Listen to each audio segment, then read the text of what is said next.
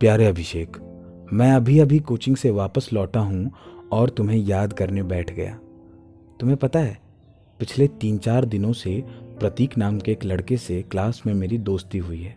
वो तुम्हारे जैसा ही है। तुम्हारे जैसा है, पर तुम नहीं हो यार। तुम्हारी बड़ी याद आती है। काश काश कि तुमने भी बायो ही ली होती। हम दोनों साथ ही कोचिंग में पढ़ रहे होते। खैर, पर अभी कल की ही तो बात है। मैं, तुम और अंकल बैठकर गर्मी में तुम्हारे बागीचे में लगे आम के पेड़ से आम खाने की रूपरेखा तैयार कर रहे थे।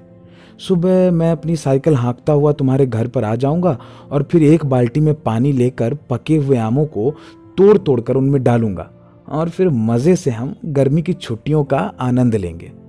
मगर यार, ये 10वीं की परीक्षा खत्म होते ही अजीब सी हड़बड़ी दिखाने लग गए सब। मुझे हफ्ते भर के अंदर ही कोटा भेजे जाने की तैयारी शुरू कर दी गई। ट्रेन की टिकट भी बुक हो गई और मैं यहाँ आ गया। मुझे मालूम है कि मेरे अच्छे भविष्य के लिए मेरा घर से दूर आना ज़रूरी था। मेरे शहर में ना कोई नामी कोचिंग है और जो इक्के दुक्के हैं भी, उनमें से कभी टॉपर नहीं निकले। मगर गर्मी की छुट्टियों का क्या? यहाँ कोटा में मई और जून के महीने में मुझे वीकली, मंथली, मेजर, माइनर मिलाकर 8 टेस्ट देने हैं।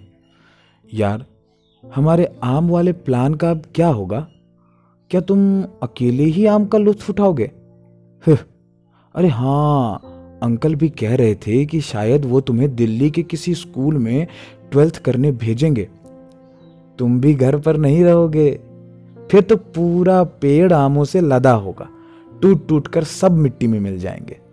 काश काश हम उन्हें खा पाते यार।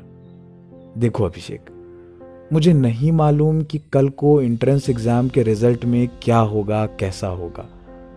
मगर मैं तुमसे ये वादा ज़रूर कर सकता हूँ कि कल जब हम मिलेंगे तो एक बेहतर इंसान के रूप में मिलेंगे। तुम्हें पता है, अब मैंने सोयाबीन खाना भी शुरू कर दिया है। हाँ, मेस में हर दूसरे दिन आलू सोयाबीन बना देते हैं। शुरू में दांत पीसा करता था, मगर अब सब्जी ठीक ही लगती है।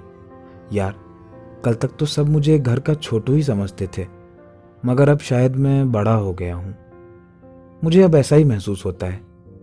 सब कहते हैं बस 2 साल की बात है, उसके बाद सब अच्छा हो जाएगा। आम उगेंगे, पकेंगे, गिरेंगे, फिर बारिश होगी, फिर मौसम बदलेगा, फिर आमों का मौसम भी चला जाएगा। कोई बात नहीं, पेड़ तो 2 साल बाद भी वहीं होगा, बागीचा भी होगा। तुम और मैं फिर मिलेंगे। आम खाते खाते मैं तुम्हें कहानियां सुनाऊंगा। फिलहाल मैं जा रहा हूँ, थोड़ी देर आराम कर लेता हूँ।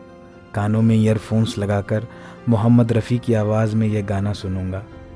जीवन का यही है दस्तूर, प्यार बिना अकेला मजबूर। दोस्ती को माने तो सब दुख दूर, कोई काहे ठोकर खाए, मेरे संग आए, कि पग पग दीप जलाए। मेरी दोस्ती मेरा प्यार, मेरी दोस्ती मेरा प्यार।